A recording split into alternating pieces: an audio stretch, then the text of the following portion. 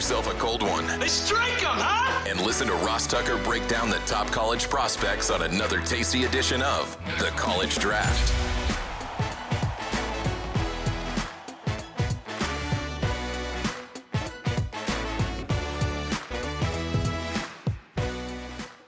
Oh, it's Daddy Soda time here on the College Draft Podcast, presented, of course, by DraftKings. The crown is yours. Most of you know this, but hey, we get new listeners or new viewers on YouTube every week. YouTube.com/Ross Tucker NFL. Here's all you need to know, right?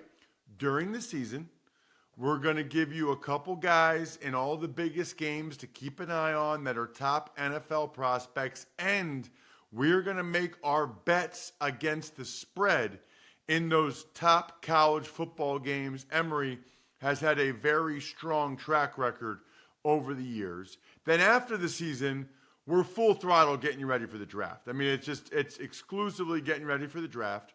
Then after the draft, which is where we are right now, we talk about the players that your team drafted. We talk about the top undrafted free agents. We talk about the other guys in the division so that you know what's happening. It's a great draft recap, season preview, preseason football preview. And then once we go through all the divisions, today it'll be the AFC East, then we'll start to preview the top prospects in college football for the 2025 season, going by conference. It's always a lot of fun to get into that. So you've come to the right place if you love college football, or if you love the NFL draft, or if you like betting on college football. This is the place to be. I'm Ross Tucker, former NFL offensive lineman. I'll be calling NFL games and big-time college football games on CBS again this year. You can check me out on social media at Ross Tucker NFL. The program is at Ross Tucker Pod, really the network. And we really appreciate those of you that rate, review, subscribe, share. Means a ton, those of you that do that. The star of this show is my guy, Emory Hunt. You know, if you've been around, that I'm a huge fan of his work ethic, his passion, his love for the game, his draft guide, which is incredibly invaluable. Footballgameplan.com/2025 draft guide. It's more or less kind of a rookie fantasy draft guide now. It's a preseason football draft guide. It serves a lot of different purposes. Check out Emory on social media at FBallGamePlan and Football Game Plan on YouTube. Emory, before we dive into the AFC East, I do need to get your opinion on something, and maybe we'll talk about it more in the next couple weeks. But it feels like, and I'm not sure why, it feels like this is the least we've heard about a spring football league in like the last 3 or 4 springs. Now, maybe that's just me. Maybe I'm not paying attention as much, but it feels like there was more buzz or more discussion about spring leagues the last few years, like when there was a new one or when there was a merger. And everybody's always saying, well, give it a try, give it a second year. Well, then they give it a second year, but everybody's like, yeah, no, we saw that last year. I'm just curious kind of your opinion on it. I know you're a big fan. Yeah, I feel like this is the key, Ross, and I'm just going to say it as bluntly as possible. As many people say that they are football fans, they're really not. They are NFL fans and Power 4 fans. They couldn't care less about any other brand of football, whether it's high school football, G5, FCS football, UFL, European League of Football, CFL, whatever, right? They don't care. But they are more so NFL fans and Power 4 fans. And even in that Power 4, they're probably, Power 2 fans. So at the end of the day, when we say we love football, we genuinely love football. I know there was a post this past weekend of a game involving the Memphis Showboats and the Arlington Renegades in the UFL, and everyone talked about, the post was, while only 2,000 people attended this Memphis Showboats home game, what was left out of that, and also the article, because I read the article, I'm old school, I'm going to read first before I comment. There's a 3-hour rain delay at the start of the game. So, of course, nobody's going to hang around, right? So, that part is all because if this was an NFL game, they would have been sure to miss it. Weather delay causes low fan turnout. But because it's something outside of the NFL and outside of Power 2 football, that's all people genuinely care about. So the spring is still thriving. It's been great competitive games in the UFL the last couple of weeks. I'm talking about games that have come down to the wire. Last game on Sunday, we saw Houston taking on DC. When DC, put in their backup quarterback for the second half because they already clinched the spot in the conference championship game.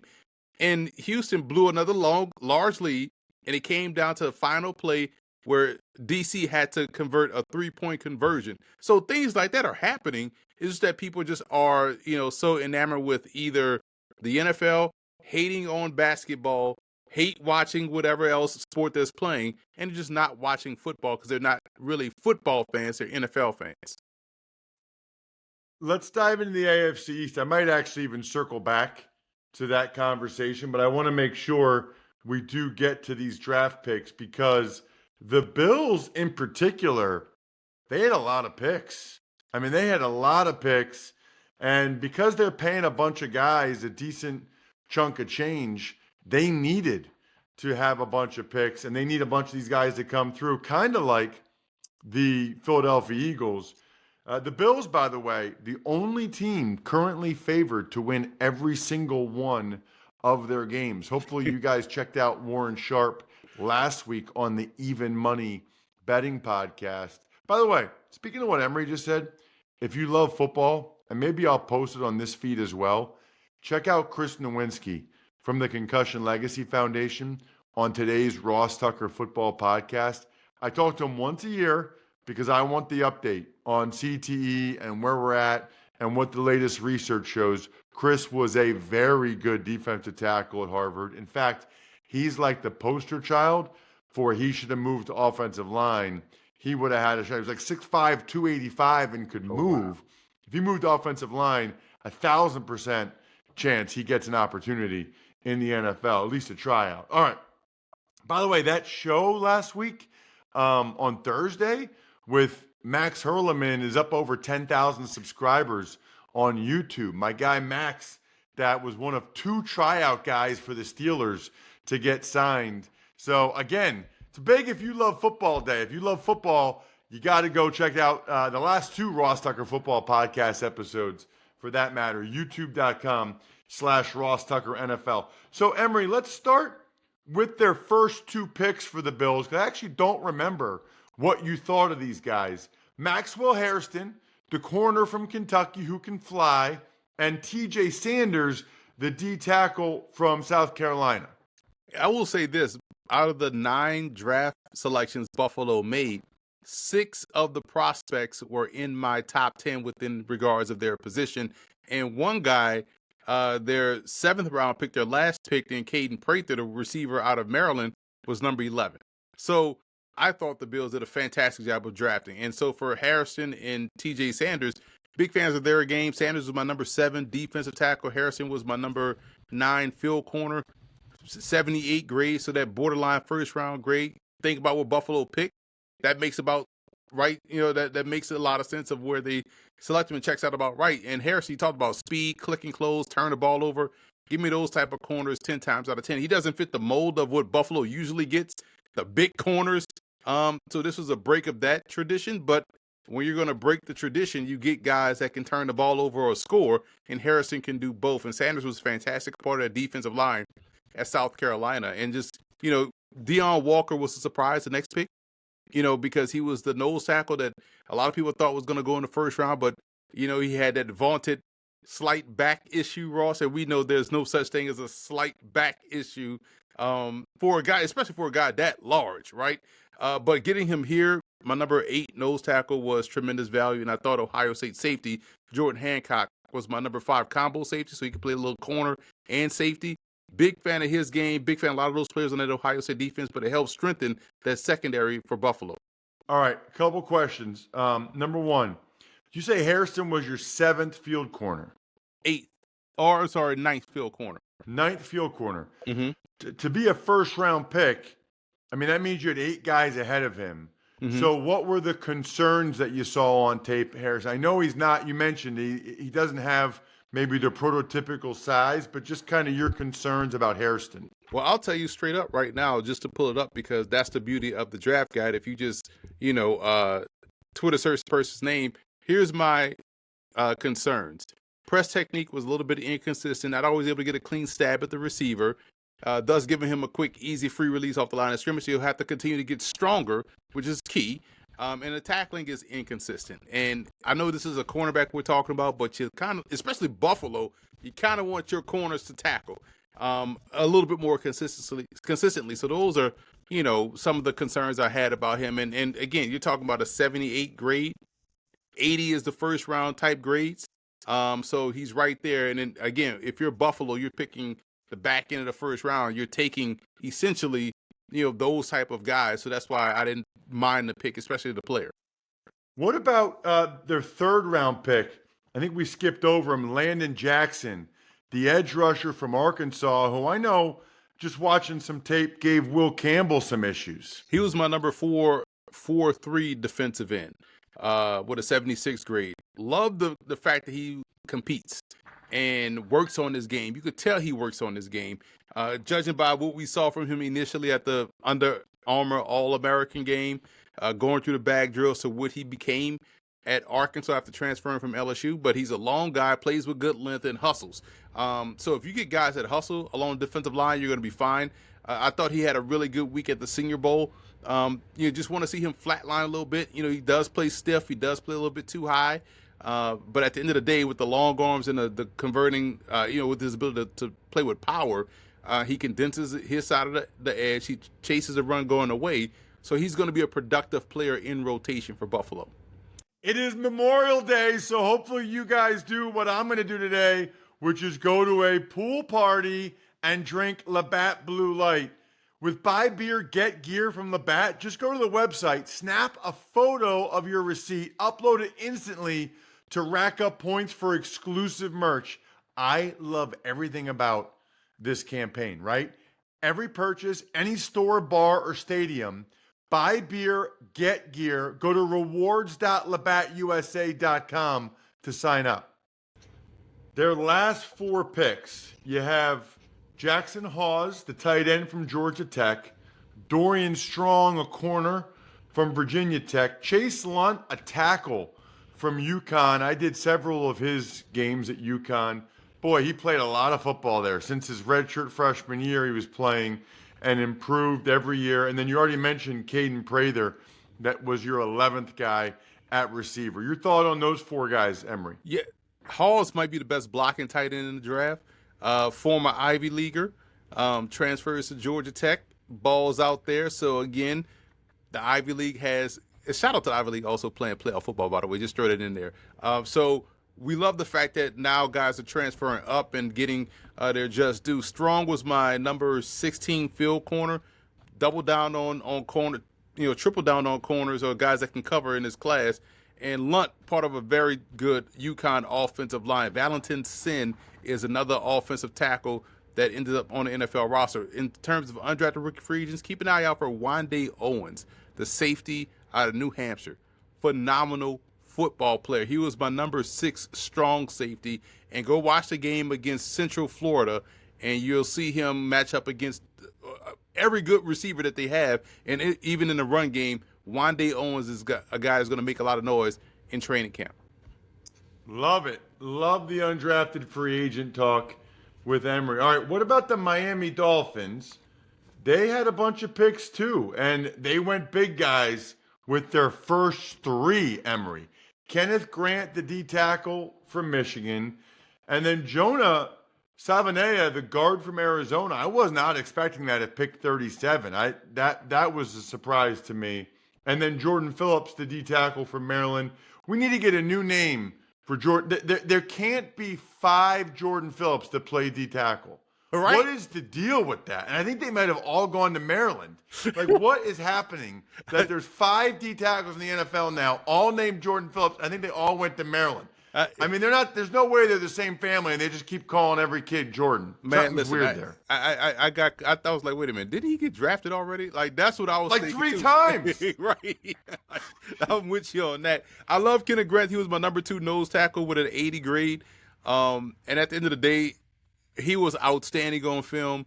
Great plug and play guy for Miami. They hadn't been the same in the middle, since losing Raekwon Williams and also losing Wilkins.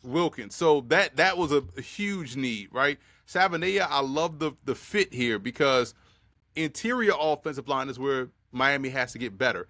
And you get a guy that was starting all across the front for Arizona and Sabanea, but he also is going to kick down inside. So now you move a guy inside with left tackle feet and footwork, and you put him inside a guard. He's already your best interior pass protector, but also has the strength of a guard to get guys up out the way.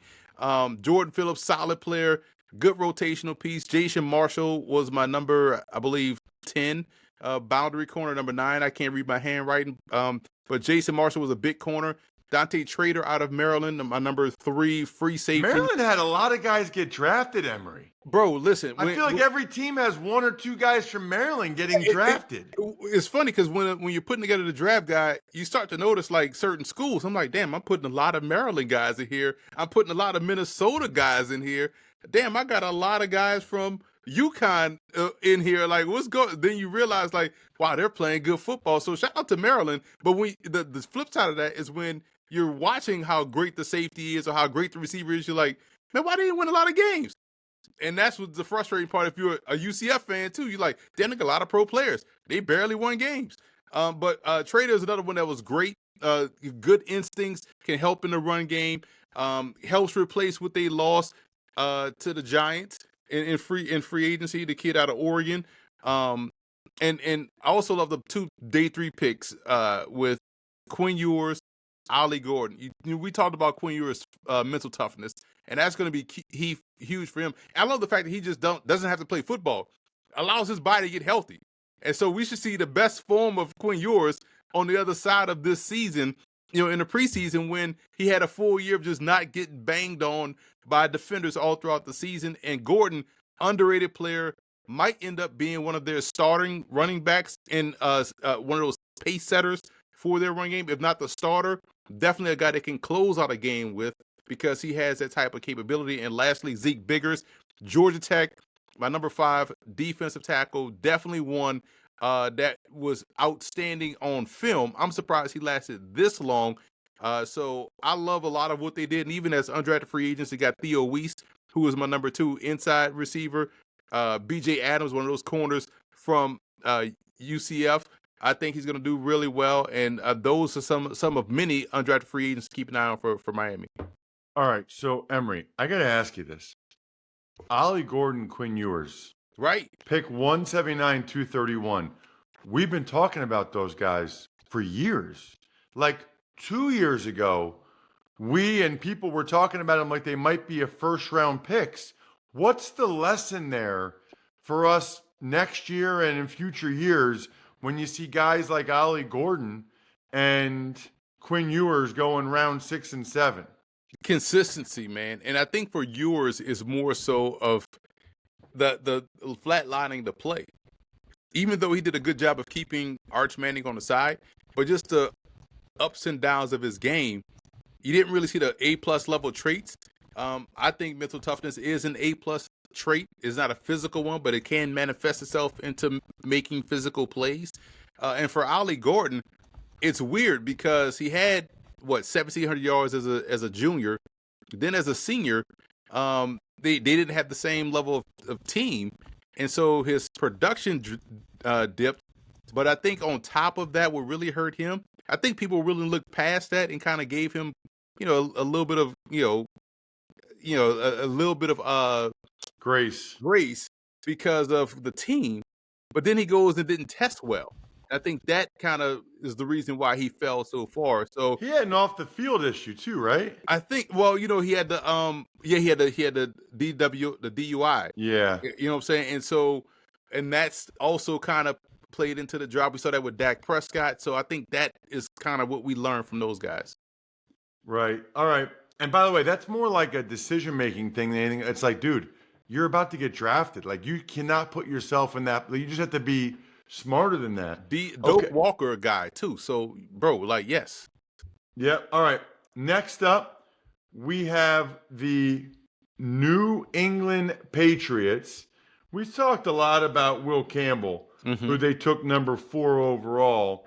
I'm interested in their next couple guys. How about Travion Henderson, the running back from Ohio State, and Kyle Williams, the wide receiver, Washington State? I'll give you a quick overview of New England. Will Campbell, number 1 tackle. Henderson, number 3 running back. Williams, number 7 Z receiver or flanker, as we old heads like to say. And I even throw in Jarrett Wilson, my number 3 center out of Georgia. So right off the bat, I'm thinking, oh man, they're killing it and knocking out the park. Henderson has the great combination. He tied it together this season of vision, footwork, agility, and home run hitting capability. The vision is where he really took a significant step forward this season. Williams tracks the ball extremely well, like a center fielder or outfielder chasing the fly ball. He's able to close that space and then also create separation from the defensive back as a result. So he's going to be a great deep ball guy for Drake May. And Jarrett Wilson, just a mauler on the interior, good ability to really hook and steer guys away from out of the gap. And then on the back end of the draft, Craig Woodson out of Cal was my number 8 strong safety. Josh Former out of Florida State, defensive tackle, my number 18 DT. And he wrapped up with Braden Swinson of LSU, my number 6 edge rusher. I thought this was one of the more underrated edge rushers in the draft class, so it's good to see him go to a team that invested heavily within the front 7. But Woodson, very good strong safety. Go and watch their game against Auburn. You'll see him and also Noel Williams, the corner, play really well. And Former, solid rotational piece on the interior. Undrafted free agents, Ben Woolridge, quarterback from the University of Louisiana. I'm glad he got an opportunity as a priority free agent because he was outstanding for us with the Raging Cajuns. Very good leadership skills, and he's one of 3 quarterbacks on the roster, so he has a shot. Land Larison, we talked about him on this show. Running back out of UC Davis, they landed him. Of course they landed him, Ross. That's exactly where he probably was going to end up. He was really good grade on him. And C.J. Dupree, the tight end of Alabama, I was a big fan of as well. And they also added Elijah Ponder, who we've talked about ad nauseum out of Cal Poly. So A+ grade for me. Jack Conley, another guard, number 11 guard. They got him as an undrafted free agent as well. Yeah, they get an F for me. They drafted a kicker and a long snapper, so I'm out on the Patriots. I'm out. Kicker and a long snapper? Are you kidding me? By Grable special, baby. F. They failed. You lose, sir. All right, Jets. They took Membu in round 1, Mason Taylor round 2. Membu, the tackle from Missouri, who reminds me a lot of former teammate of mine, Jason Peters. And then Mason Taylor, I'm just telling you that kid's going to make it. I can tell you right now, the tight end from LSU. I compared Mason Taylor to Mark Andrews. Same type of game, man. He was my number 3 inline guy, 80 grade Membu. Had a 77.5 grade, so I wasn't as high on Membu, but still a very good grade for him. Understanding the pick. Point of attack was an emphasis for the Jets, which tells you what they're going to do because he went O-tackle, tight end, and then on the back end, Tyler Barron out of Miami, the edge rusher, was my number 5, 4-3 defensive end, gives him some good rotational piece. Linebacker out of Miami as well, Francisco Mauigoa, number 6 inside backer. Then he got my number 2 free safety in Malachi Moore. Surprised he dropped that far. That was a great pickup by them. Arian Smith, listen, I get it. The speed is crazy. If you can just fly, you can fly, baby. And he can't catch. Here's a comparison, Ross. This is a good one. It's such a shame. It's Ted Ginn. Now, you can get the Miami Ted Ginn or you get the New Orleans Saints Ted Ginn. You're hoping that they get the New Orleans Saints Ted Ginn where he tightened up on his catching, because if he gets it, it's over. It's a touchdown. And Azariah Thomas was my number 5 boundary corner. Big fan of him. Some undrafted guys to keep an eye on. America's quarterback, Brady Cook. We talked about him ad nauseum. You know I'm a big fan of that one. And also Donovan Edwards, explosive guy, gives them a little bit of what they had in Abanikanda when they drafted. And lastly, Dymere Miller called a lot of his games at Monmouth. He transferred to Rutgers. Explosive speed. He actually can catch the ball. So that's the backup in case Arian Smith can't get it together in camp. All right. So man, I could say a lot here. Quickly, Emory, what did you not like about Membu? I felt like it wasn't as clean or consistent as some of the other tackles in the class. That's all it was. But he checked all the boxes in athleticism and all the things that you want to see physically, so he can get there. And he's another one of these guys that's young that still has room to grow. It's interesting because I'm a little surprised about Malachi Moore too. I would have thought that he would have gone higher. He was very impressive when I met with him a couple years ago for that Alabama Ole Miss game. I like the comparison of Mason Taylor to Mark Andrews. And yeah, the Arian Smith thing, I don't know, man. I mean, it's been years. He gets wide. It's like Featherstone from Unnecessary Roughness, or whatever that movie was. If you don't know what that is, fans, go do your Googles and watch the movie. All right, check him out at FBall Game Plan on social media. You guys know I love the draft guide. Let me pull it up one more time. footballgameplan.com/2025 draft guide. The keg is kicked. We are all tapped out. Thanks for tuning in to College Draft. Make sure to also check out the Ross Tucker Football Podcast, Even Money, and Fantasy Feast, all on the DraftKings Network, YouTube, or subscribe to the podcast on your favorite platform.